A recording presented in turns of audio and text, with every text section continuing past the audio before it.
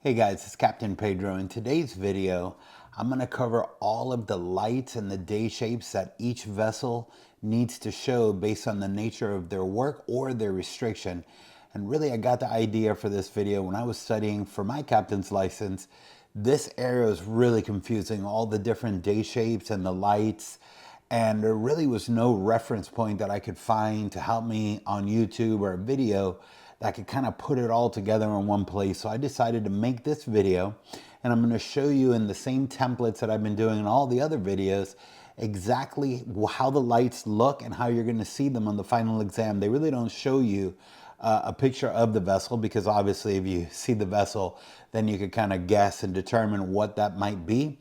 But what they do is they show you a black screen with the different lights, and you have to pick, from the multiple choice, what this vessel is or what's the nature of their restriction or their work. So I'm going to show you those exact things in this video with the idea to try to make it easier for you for your captain's license test, and you're studying with the exact same kind of templates that you're going to see.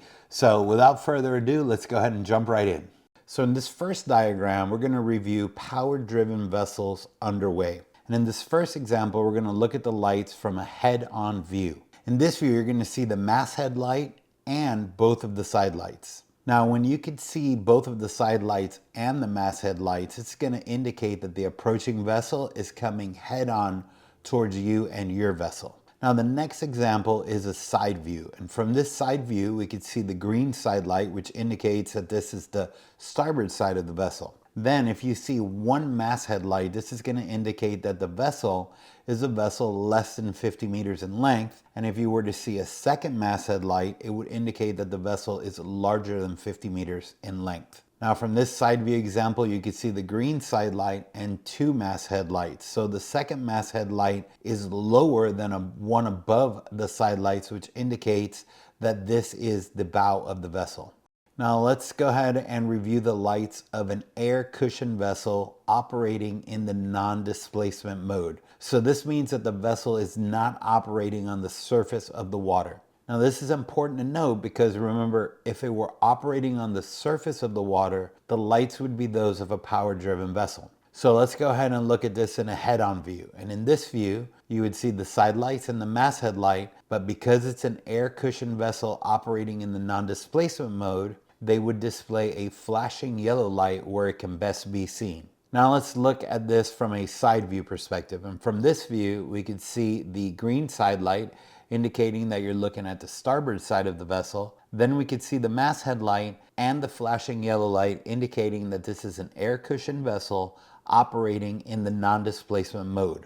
Now let's go ahead and review this from the stern view. So if you were approaching from the stern, you would see the stern light and the flashing yellow light to indicate that this was an air cushion vessel operating in the non-displacement mode. Now let's take a look at a power-driven vessel that's towing a stern. So let's first look at this again in the head-on view. And in this view, you would see the side lights indicating that the vessel was coming towards you. Then you would see two masthead lights in a vertical line indicating that the vessel was towing a stern. Now, if you were to see a third masthead light in a vertical line, this is going to indicate that the tow exceeds 200 meters in length. Now let's review the same example, but from a side view. Here we see one red side light indicating that we're seeing the port side of the vessel. Then we see the two masthead lights indicating that the vessel is towing astern. Now remember, if you were to see a third masthead light, this indicates that the length of the tow exceeds 200 meters. And since this vessel would be restricted in her ability to maneuver, they would display a diamond day shape during daylight hours. Now let's take a look at the light requirements for sailing vessels. Sailing vessels would display the same lights as power-driven vessels, but they can also display additional lights on their masts. So let's take a look at this from a front view. Here you can see both of the side lights, but instead of a white masthead light, they can display an all-round red light on their mast with an all-round green light below it. Now let's go ahead and take a look at it from a side view. And from this view, we could see the red side light. Then we could see the two all-round lights, with the top one being red and the bottom one being green. And these all-round lights indicate to you that it's a sailing vessel. Now let's go ahead and look at the same example from the stern view. From the stern view, you could see the stern light. Then you would be able to see the two all-round lights on the mast, again with the top one being red and the bottom one being green. Now let's go ahead and take a look at the light and day shape requirements for a vessel engaged in trawling. So a vessel engaged in trawling would display the lights of a power-driven vessel when making way. So let's go ahead and review them in a head-on view. The first thing that you would see would be both of the side lights and the masthead light, again, which would indicate that the vessel is coming straight towards you. Then they would display two all-round lights below the masthead light, with the top one being green and the bottom one being white. Now let's go ahead and review these lights from a side view. So the first light that we see here is the red side light, indicating that you're seeing the port side of the vessel. Then we can see the masthead light, and below the masthead light we see an all-round green light with an all-round white light below it, which indicates that this is a vessel engaged in trawling. Then by day they would display a day shape of two triangles with the apexes together. Now a simple way for you to remember this is with this phrase, green over white, shrimpers at night.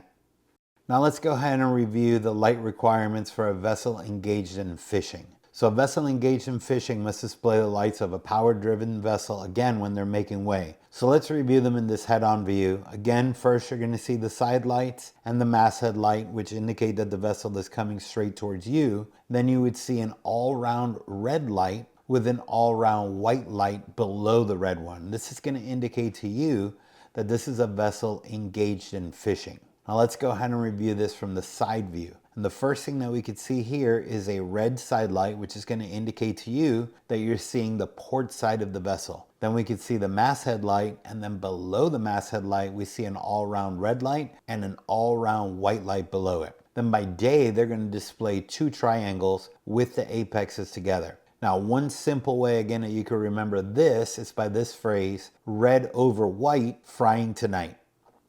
Now let's go ahead and review the light and day shape requirements for a vessel not under command. So a vessel not under command would display the lights of a power-driven vessel when underway or making way. So let's go ahead and review this from the head-on view.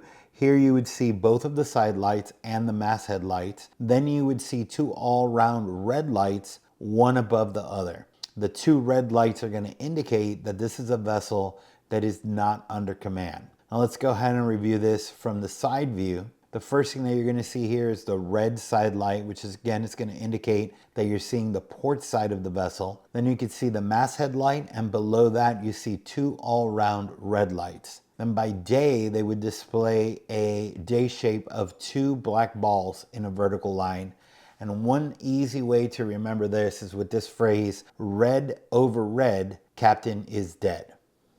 Now let's go ahead and review the light and day shape requirements for a vessel restricted in her ability to maneuver. So a vessel restricted in her ability to maneuver must display, again, the lights of a power-driven vessel when underway or making way. So let's go ahead and again review this from the head-on view to give you a visual. The first thing that you're going to see is both of the side lights and the masthead light. Then below the masthead light, three all-round lights, with the top one being red, the second one white, and then the third one red. Now let's go ahead and review it in the side view. Here first we see the red side light, indicating that this is the port side of the vessel. Then we see the masthead light, and then below that we see a red all-round light followed by an all-round white light, and then below that a red all-round red light. This is going to indicate that the vessel is restricted in her ability to maneuver. And then by day they would display three day shapes, with the top and bottom one being a black ball and the middle one being a diamond. Now again, a simple way that you can remember this for your final exam is with this phrase, red, white, red, restricted ahead. Now let's go ahead and review the light and day shape requirements for a vessel engaged in dredging or underwater operations. So again, when making way or underway, they must display the lights of a power-driven vessel. So if we were to look at that from a head-on view, first you're going to see the side lights and the masthead light. Then below the masthead light, you're going to see three all-round lights, with the top one being red, the middle one being white, and the bottom one being red. So this is going to indicate to you that this vessel is restricted in her ability to maneuver. Then the difference on this one is that on the side with the obstruction, you're going to see two all-round red lights in a vertical line. And then on the other side of the obstruction, where there is no obstruction, you're going to see two all-round green lights in a vertical line. Now let's go ahead and review this one in a side view. First, we see the red side light, again indicating that this is the port side of the vessel. Then we see the masthead light, and below the masthead light, we see three all-round lights. The first one is red, then the second one is white, and the third one is red. Then we can see two additional red all-round lights in a vertical line that indicate that this vessel has an obstruction, which is on the port side of the vessel. Now let's go ahead and review the same example, but from the other side of the vessel. So here we can see the green side light, indicating now we're looking at the port side of the vessel. Then you can see the masthead light, and below that, three all-round lights in a vertical line, with the top one being red, the second one white, and then the last one red. So again, this is going to indicate that that vessel is restricted in her ability to maneuver. Then what you see is the two all-round green lights in a vertical line, indicating that this vessel has an obstruction, but it's not on the starboard side. It would be on the port side. Now let's go ahead and review the same example from the stern view to really make sure you understand all of the different placements of the lights. From the stern view, you could view the stern light, and above the stern light, you're going to see the three all-round lights. Again, top one being red, second one being white, and the third one being red. Then you can see the two all-round green lights, which indicate that this vessel has an obstruction, but it's not on this side. And then you can see the two all-round red lights separated from the vessel, indicating that the obstruction is on that side. Now let's go ahead and review the example with the day shapes that this vessel would need to display. First of all, the vessel must display a day shape of two black balls with a diamond in the middle, and this is going to signify to you that the vessel is restricted in her ability to maneuver. Then on the side with the obstruction, the vessel must display a day shape of two balls in a vertical line. Then on the side which is free from obstruction, the vessel must display two diamonds in a vertical line, and that's going to indicate to you that this is safe to pass on this side of the vessel. Now let's go ahead and review the lights and day shape requirements for a vessel engaged in mine clearance operations. Remember that if you ever come across this scenario, you cannot approach this vessel within 1,000 meters. A vessel engaged in mine clearance must display the lights, again, of a power-driven vessel when making away or underway. And let's go ahead and review this example from the head-on view. First here, you're going to see the side lights, the masthead light indicating that the vessel is coming right towards your vessel. Then you would see an all-round green light directly under the masthead light, and two additional green lights below and further out from the all-round green light above. Now let's go ahead and review this from a stern view. So from the stern view, you would see the stern light, then you would see the three all-round green lights with the two lower lights being separated farther out from the top green light. Now let's go ahead and review the day shapes for a vessel engaged in mine clearance. By day, the vessel must display three black balls, which are going to be placed in the same format as the green lights, and as shown here. Now let's go ahead and review the light and day shape requirements for vessels constrained by their draft. And one very important call out for this rule is that this only applies to the international rules. So this rule is not in the inland navigation rules. And a vessel constrained by their draft, again, when making way or underway, must display the lights of a power-driven vessel. So let's go ahead and take a look at this scenario from a head-on situation. First, we're going to see the side lights and the masthead light, or lights based on the length of the vessel. Then below the masthead light, you're going to see three all-round red lights in a vertical line. Now let's go ahead and look at this from the side view. So here, the first light that we could see is the green side light, and this is going to indicate that we're seeing the starboard side of the vessel. Then we would either see one or two masthead lights based on the length of the vessel. Then you're going to see three all-round red lights in a vertical line. Then by day, they would display a day shape of a black cylinder. Now, one simple way to remember this one is with this phrase, 3 reds in a row, no clearance below. Now let's go ahead and review the light requirements for a pilot vessel. So the same as all the other vessels, when a pilot vessel is underway or making way, they must display the lights of a power-driven vessel. Let's go ahead and review this in the head-on example. So first here, again, you're going to see the side lights and the masthead light. Then you would see two all-round lights. The top one is going to be white and the lower one is going to be red. Now let's go ahead and look at the same example from a side view. Here we can see the green side light, which is going to indicate that we're seeing the starboard side of the vessel. Then you can see the masthead light with two all-round lights below it, with the first one being white and the second one being red.